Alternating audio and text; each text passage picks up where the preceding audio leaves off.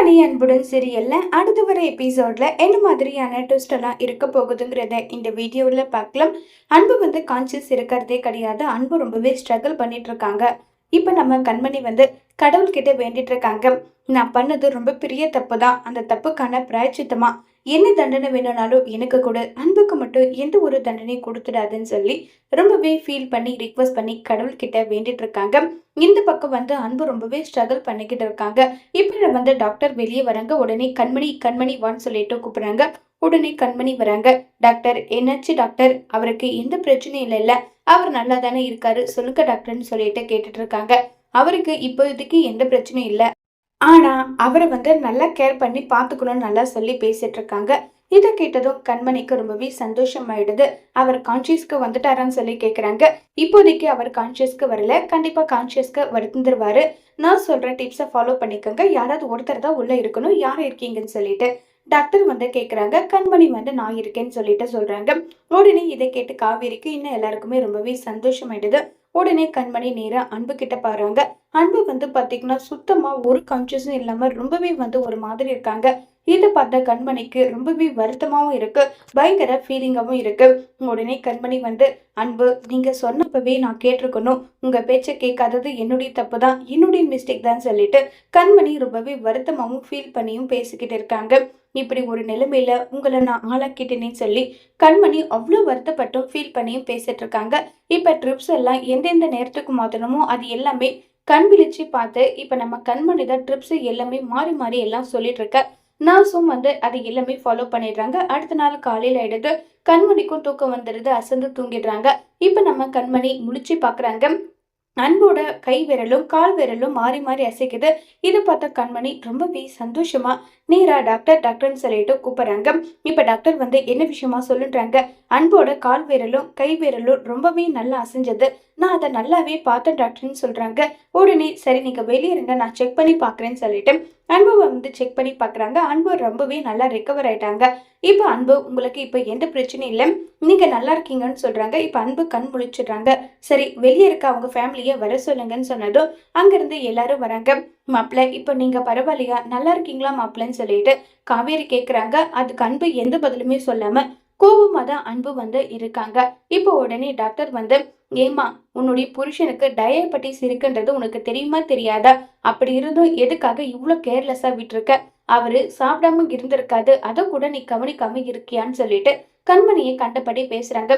Normal people சாப்பிடாம இருக்கிறதும் diabetes patient சாப்பிடாம இருக்கிறதும் ரெண்டுத்துக்கும் ஏகப்பட்ட டிஃப்ரெண்ட் இருக்கு, அதை முதல்ல புரிஞ்சுக்கோன்னு சொல்லிட்டு ரொம்பவே கோவப்பட்டு பேசிட்டு இருக்காங்க. இனி எந்த வேலை எப்படி இருந்தாலும் சரி, அவர் உள்ளூர்ல இருந்தா என்ன வெளியூர்ல இருந்தா என்ன, ஒழுங்கா அவரை கவனிக்கிறத தவிர உனக்கு என்ன வேலைன்னு சொல்லிட்டு கண்டபடி திட்டினதும் உடனே அன்பு, கண்மணி மேல எந்த தப்பும் கிடையாது, எல்லா தப்புக்கும் காரணம் நான் தான் சரியா சாப்பிடாம என்ன நான் கவனிச்சுக்காம விட்டது என்னுடைய மிஸ்டேக் தான் சொல்லிட்டு அன்பு சொல்றாங்க. சரி, எனவே இனி உஷாரா இருங்க. அடுத்ததா என்ன தெரியுமா, நீங்க டேப்லெட் எல்லாமே ரெகுலரா ஃபாலோ பண்ணிக்கோங்க, நல்ல ஹெல்த்தியான ஃபுட் சாப்பிட்டு உங்க உடம்பை தேத்திக்கோங்க, ஏன்னா நீங்க ரொம்பவே வீக்கா இருக்கீங்கன்னு சொல்லிட்டு டாக்டர் சொல்றாங்க. இப்போ உடனே நம்ம அன்பு வெளியே வராங்க. கண்மணியோட சித்தப்பா பாத்தீங்கன்னா இப்ப கையை பிடிச்சிட்டு வராங்க. உடனே அன்பு, இல்ல எனக்கே என்ன பாத்துக்க தெரியும் விடுங்கன்னு சொல்லிட்டு இருக்காங்க. பில் கவுண்டர்ல பில் கட்ட போறேன்னு சொல்லி கண்மணி போக அதையெல்லாம் நான் பாத்துக்கிறேன்னு சொல்லிட்டு அன்பு ரொம்பவே ஒரு மாதிரி நடந்துக்கிறாங்க. இது கண்மணிக்கு ஒரு மாதிரி ஃபீல் ஆகுது. உடனே கண்மணி இது எல்லாமே சாப்பிட்றதுக்கு முன்னாடி என்ன டேப்லெட் போடணும், சாப்பிட்டதுக்கு அப்புறம் என்ன டேப்லெட் போடணும், மதியம் என்ன நைட் என்ன டேப்லெட் போடணும்னு சொல்லிட்டு எல்லாமே கரெக்டா எழுதி வச்சிருக்கேன், அந்த பேப்பரை மடிச்சு வச்சிருக்கேன், அது சீக்கிரமா நீங்க கண்டுபிடிக்கணுன்றதுக்காகன்னு சொல்லிட்டு எல்லாம் இருக்காங்க. பண்ண தப்புக்கு பிராய்ச்சித்தம் தேடுறா போலன்னு சொல்லிட்டு அன்பு கோவத்துல இருக்காங்க. ஏன்னா நான் பாத்துக்க தெரியும், அவங்கவுங்க வேலையை அவங்கவுங்க பாத்துக்கோங்கன்னு சொல்லிட்டு அன்பு கோவமா வீட்டுக்கு கிளம்பி போயிடுறாங்க. இப்ப அடுத்த நாள் ஆகுது. நம்ம கண்மணி பாத்தீங்கன்னா சிகப்பு கவனி அரிசி கஞ்சி செஞ்சிட்டு இருக்காங்க. அப்ப உடனே கவிரி நீ கண்மணி, உனக்கு பிடிச்ச கத்திரிக்காய் குழம்பும் உருளைக்கிழங்கு பொரியலும் செஞ்சு வச்சிருக்க, சாப்பாட்டு வேலை எல்லாமே முடிஞ்சிருச்சு, அப்புறமும் என்னடி செஞ்சிட்டு இருக்கேன்னு சொல்றாங்க.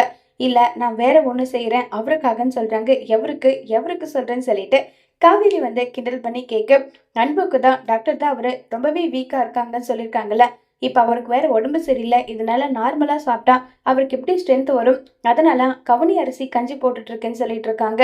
உடனே காவேரி கண்மணி, என்னதான் உன் புருஷனை நீ வெறுக்கிற மாதிரி வெளியே காட்டிக்கிட்டாலும் உள்ளுக்குள்ள அவர் மேல அவ்வளோ பாசம், அவரை துடி துடிக்க எப்படியெல்லாம் நீ பாத்துக்கிட்டேன்னு எல்லாம் சொல்லிட்டு இருக்காங்க. உடனே தேன்மொழி, அதுக்கு பேரு காதல் கிடையாது, அதையும் தாண்டி புனிதமானதுன்னு சொல்றாங்க. நீங்க நினைக்கிற மாதிரி எல்லாம் எதுவும் கிடையாது.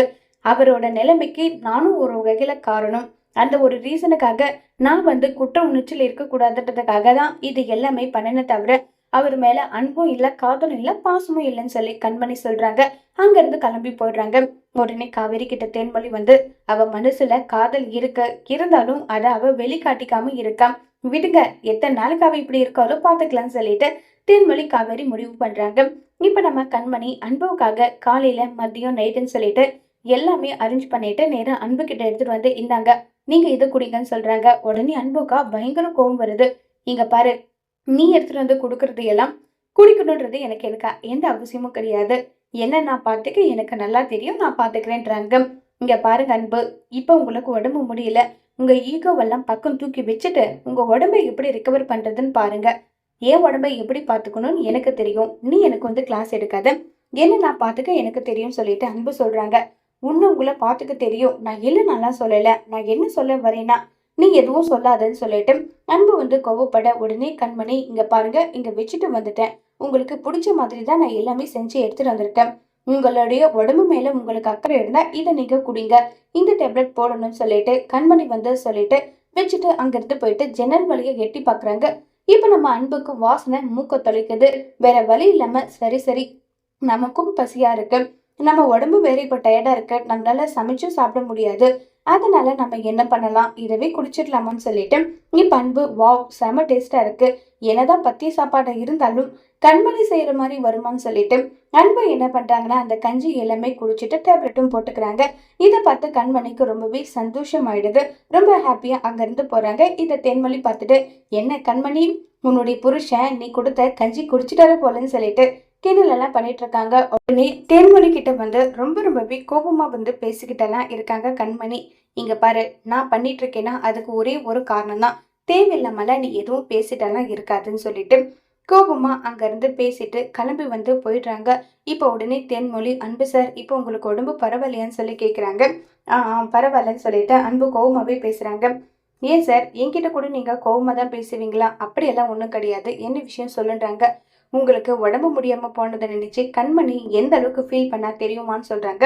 உடனே அதுக்கு அன்பு வந்து சொல்றாங்க, எனக்கு உடம்பு முடியாம போனதுக்கு காரணமே கண்மணி தான், அது உனக்கு தெரியுமான்னு சொல்லி கேக்குறாங்க. சார், நான் ஒத்துக்கிறேன், கண்மணி ஏதோ ஒரு கோபத்துல ஏதோ ஒண்ணு தப்பா புரிஞ்சுக்கிட்டு உங்க உடம்பு முடியாததுக்கு கண்மணி ஒரு வகையில காரணமானாலும், கண்மணி இல்லைன்னா நீங்க இந்த நிமிஷம் உயிரோட இருந்திருக்க முடியாது. அதை பத்தி நினைச்சு பாத்தீங்களா? கண்மணியே பேச வந்த கூட நீங்க முகத்தை திருப்பிட்டு போறீங்க.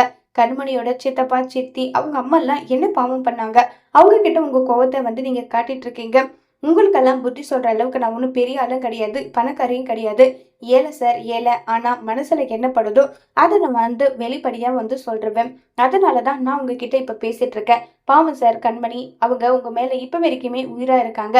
பண்ணது தப்பு எல்லாம் நீங்க பண்ணிட்டு கடைசியில கண்மணி மேல வந்து குறை சொல்றது எந்த வகையில நியாயம் சொல்லி கேட்டுட்டு இருக்காங்க. இங்க பாருங்க சார், உங்களை வந்து காயப்படுத்துறது என்னுடைய எண்ணம் கிடையாது. கண்மணி இல்லைன்னா இப்போ உங்க உடல்ல இந்த உயிர் இருந்திருக்காது. கண்மணி எந்த அளவுக்கு துடிச்சு போனான்றத கண்ணால நான் பார்த்தேன். நைட்டு முழுக்க ஒரு சொட்டு தண்ணி கூட குடிக்காம, ஒரு கொஞ்சம் கூட தூங்காம, நைட்டு முழுக்க உங்களை அவ்வளோ கேர் பண்ணி அவ பாத்துக்கிட்டா. ஆனா அவளை முகத்தை திருப்பிட்டு போறீங்க. அவங்க குடும்பம் மட்டும் இல்லைன்னா இந்நேரம் நீங்க இங்க இருந்திருக்க மாட்டீங்க. நீங்க பண்ண தப்பு எல்லாம் மறந்துட்டு அந்த குடும்பத்துல இருக்கவங்க உங்ககிட்ட மாப்பிள்ளைன்னு சொல்லிட்டு பேச வராங்க. ஆனா அவங்கள வந்து நீங்க அவாய்ட் பண்ணி பேசுறது இதெல்லாம் எந்த வகையில சரின்னு சொல்லிட்டு ரொம்பவே கோவப்பட்டு தேன்மொழி பேசிட்டு போறாங்க. இதை நினைச்சு அன்பு ஒவ்வொரு நிமிஷமும் அவங்க நடந்துகிட்ட விதம் எல்லாமே யோசிச்சு பாக்குறாங்க. ஏன்டா அன்பு, ஏன் உனக்கு மனிதாபிமானமே இல்லாம போயிடுச்சு?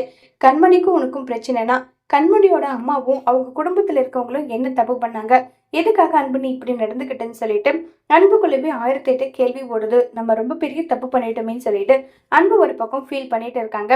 இப்ப கண்மணி நேரா அன்பு கிட்ட வராங்க. அன்பு கிட்ட வந்து, அன்பு இன்னைக்கு நீங்க வந்து ரெஸ்டாரண்ட்டுக்கு வர வேண்டாம், நான் ரெஸ்ட் சொல்லிக்கிறேன்னு சொல்லிட்டு அங்கிருந்து போக, உடனே கண்மணி கிட்ட வந்து அன்பு வந்து தேங்க் பண்ணலாம் சொல்லி முடிவு பண்ணிட்டு இப்ப தேங்க் பண்றாங்க.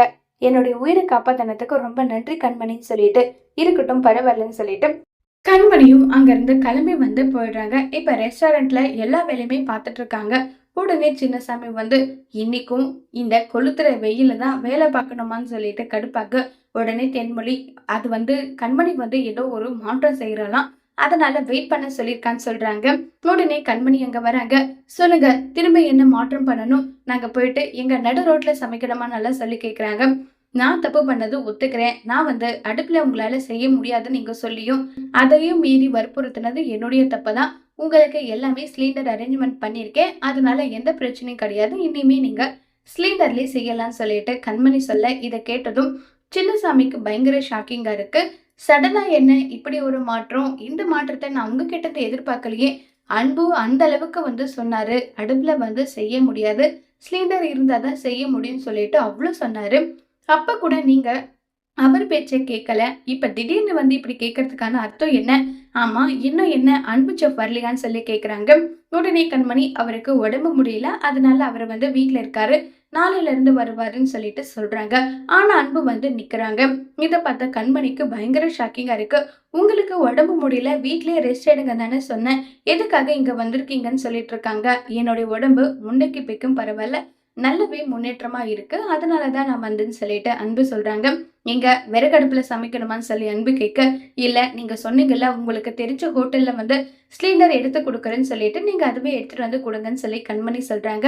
இதை கேட்ட சின்னசாமிக்கும் நிலனுக்கும் பயங்கர ஷாக்கிங்கா இருக்கு. ஏன் அப்ப சொல்றது தானே, இப்ப அன்புக்கு உடம்பு முடியலன்னதும் ஒரு தலை பட்சம் பாக்குறீங்களா? முதல்ல வரட்டும், நான் அவர்கிட்ட பேசிக்கிறேன்னு சொல்லிட்டு ஜீவா கிட்ட கம்ப்ளைண்ட் சொல்லலாம்னு சொல்லிட்டு ஈகரா வெயிட் பண்ண கரெக்டா அந்த இடத்துக்கு ஜீவா வந்து என்கிட்ட என்ன கம்ப்ளைண்ட் பண்ணணும், என்ன விஷயம் சொல்லுங்கன்னு சொல்லி கேக்குறாங்க.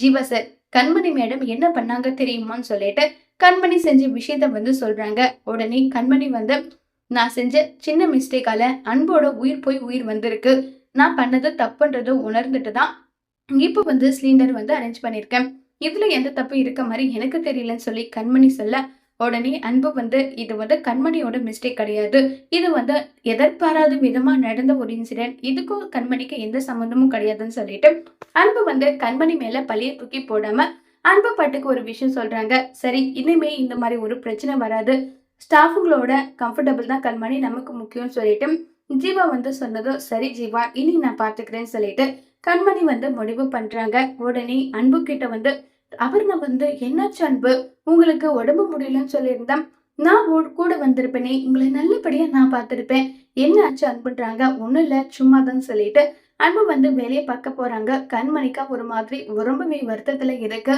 கண்மணி நடந்துகிட்ட விதையெல்லாம் நினைச்சு அன்பு ஒரு பக்கமும் ஃபீல் பண்ணிட்டு வருத்தப்பட்டுட்டு தான் இருக்காங்க. கண்மணி அன்பு வந்து ரொம்பவே இக்னோர் பண்ணது எல்லாம் நினைச்சு, அதே மாதிரிதான் அன்புவும் வந்து கண்மணி இக்னோர் பண்ணது எல்லாம் நினைச்சு ரெண்டு பேருமே மாறி மாறி வந்து வருத்தத்துல வந்து இருக்காங்க. அப்ப அப்புறம் வந்து அன்பு, நீங்க ரொம்பவே வீக்கா இருப்பீங்க போல, இந்தாங்க ஜூஸ் குடிங்கன்னு சொல்லிட்டு ஆப்பிள் ஜூஸ் நிமிஷத்துக்கு நிமிஷம் ஒவ்வொரு ஜூஸா எடுத்துட்டு வந்து கொடுத்துட்டே இருக்காங்க. உடனே கண்மணி ஆக்சுவலி அவருக்கு டயபெட்டிஸ் இருக்கு, அப்படி இருக்கும்போது இந்த மாதிரி ஜூஸ் எல்லாம் கொடுக்க கூடாது, அவருக்கு வெஜிடபிள்ஸ்ல தான் சூப்பு கொடுக்கணும், அதே மாதிரி கவனி அரிசி கஞ்சி இந்த மாதிரி தான் அவருக்கு கொடுக்கணும், அடிக்கடி ஜூஸ் கொடுக்க கூடாதுன்னு சொன்னதும் என்ன நீங்க அன்போட ஒய்ஃப் மாதிரி ட்ரீட் பண்றீங்க, அன்போட ஒய்ஃபா ஆக போறது நான் தான், அவருக்கு என்ன கொடுக்கணுன்றதெல்லாம் எனக்கு தெரியாதான்னு சொல்லிட்டு அபர்ணா சொன்னதும் உடனே கண்மணிக்கா பயங்கர கோவம் வருது. உடனே தேன்மொழி கண்மணி கிட்ட, கண்மணி இவதான் உனக்கு சக்காலத்தையே வரப்போறா போல, அவகிட்ட நீ யாரு எப்படிப்பட்டவன்றத சொல்லுன்றாங்க. இல்ல இல்ல, நான் எதுக்கு சொல்லணும், நான் இப்போ ஒன்னும் அவரோட ஒய்ஃபா ஒன்னும் வாழ்ந்துட்டு இல்லையே, இப்ப வரைக்கும் அவரை கேர் பண்ணி ஒவ்வொரு விஷயமும் நான் பார்த்துட்டு இருக்கிறதுக்கு காரணம் என்ன தெரியுமா, அவர் வந்து உடம்பு முடியாம போனதுக்கு காரணம் நான் அப்படின்ற குற்ற உணர்ச்சியில மட்டும்தான் இப்ப வரைக்கும் நான் இருக்கேன், அந்த ஒரு ரீசனுக்காக மட்டும்தான் இப்ப வரைக்கும் அவரை நான் பார்த்துட்டு இருக்கேன். அப்படி இருக்கும்போது நான் எதுக்காக அவங்க கிட்ட சொல்லணும், என்னால சொல்ல முடியாதுன்னு சொல்லிட்டு கண்மணி போறேங்க. அப்படின்னா ஒரு பிரச்சனையும் கிடையாது, அபர்ணா தான் அன்போட மனைவியா வந்து உட்கார போறாங்க, அதை பார்த்துக்கிட்டு நீ வேடிக்கை பார்த்துட்டு உட்கார்ந்துட்டு இருக்கணுமேன்றாங்க. உடனே அன்பு கிட்ட வந்து கண்மணி வந்து பேசுறாங்க. ஆனா அன்புக்கு வந்து அது தெரியாது, தென்மொழி கிட்ட தான் பேசிட்டு இருக்காங்க. அன்பு அதை காதுல கேக்குறாங்க. என்னுடைய அன்பு எப்படிப்பட்டவர் எனக்கு தெரியும், அதை விட பல பேர் வந்தா கூட எனக்கு எல்லாமே என் கண்மணி தான் சொல்லிட்டு தான் அன்பு சொல்லுவாரு, அவரை பத்தி எனக்கு தெரியும், அபர்ணால ஒரு ஆளே கிடையாதுன்னு சொல்லி நம்ம கண்மணி சொன்னதை இதை கேட்ட அன்புக்கு பயங்கர ஷாக்கிங்கா இருக்கு. இப்போ உடனே நம்ம கண்மணி வந்து திரும்பி பார்க்க அங்க அன்பு இருக்காங்க. அன்புவை பார்த்ததும் கண்மணி வெட்கப்பட்டு ஓடிடுறாங்க. இது எல்லாம் பார்த்த அன்புவுக்கு ரொம்பவே வருத்தமா இருக்கு. கண்மணியை ரொம்பவே ஹர்ட் பண்ணிட்டோன்னு சொல்லிட்டு அன்பு ஃபீல் பண்ணிட்டு இருக்காங்க. இப்ப அன்பு என்ன செய்ய போறாங்க? கண்மணி கிட்ட போயிட்டு மனசு வருந்தி கண்மணி கிட்ட மன்னிப்பு கேட்பாங்களா? ஒருவேளை அன்பு கண்மணி கிட்ட மன்னிப்பு கேட்டாலும் கண்மணி அன்புவை மன்னிச்சு அன்பு கூட சேர்ந்து கண்மணி வாழுவாங்களா இல்லையங்கிறத வரப்போற எபிசோட்ல வெயிட் பண்ணி பார்க்கலாம். தேங்க்யூ.